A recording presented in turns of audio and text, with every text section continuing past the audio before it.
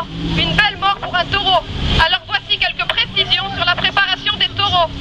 L'affetado est une pratique qui consiste à scier à vif les cornes du taureau, ce qui entraîne une extrême douleur pour lui, lui faisant perdre ses repères spatiaux et par la même occasion sa capacité à se défendre. Les cornes sont ensuite reconstituées en résine pour que tout cela reste invisible. Les taureaux sont ensuite transportés vers les villes taurines sur un plan incliné pour les fatiguer sans eau ni nourriture.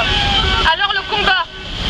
Avant le combat, ils doivent avoir les yeux enduits de vaseline, les pattes enduites d'essence de térébenthine qui procurent de brûlures insupportables, des aiguilles cassées dans les testicules pour l'empêcher de s'asseoir, du coton enfoncé dans les narines pour rendre la respiration difficile, recevoir des coups sur les chines, des reins sans laisser des traces visibles, les sabots sont limés, voire incisés et on enfonce des coins de bois entre les onglons. Et enfin, juste avant son entrée dans l'arène, on laissera tomber des sacs de sable de 100 kg sur les reins. Donc avant même que le taureau soit rentré dans l'arène, il a déjà vécu l'enfer. Pour achever cette belle vie, le taureau va agoniser encore, mais cette fois en public pendant 15 minutes environ. Tout d'abord, le tertio, le pic qui consiste à empêcher le taureau de bouger et relever la tête par la suite pour le rendre inoffensif. Pour cela, le pic sont enfoncés dans son dos et son cou afin de sectionner ses muscles releveurs et extenseurs et les ligaments de la nuque.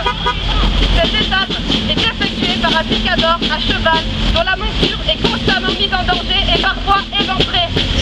Durant la seconde partie de la corrida, le tertio de banderie, le taureau, se voit enfoncer par 6 fois des lames de 6 cm en moyenne chacune afin d'accentuer l'hémorragie.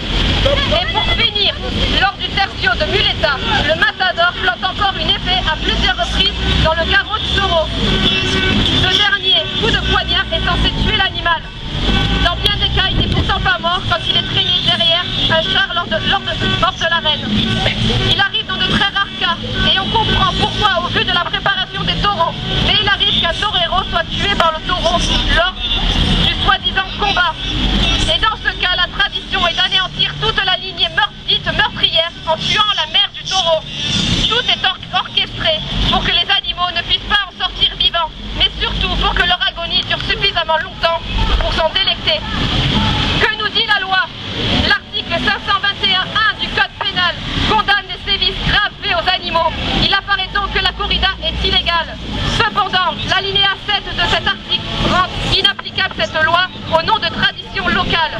C'est cette incohérence que nous tentons de mettre fin en demandant l'abolition de la corrida. La torture n'est pas notre culture.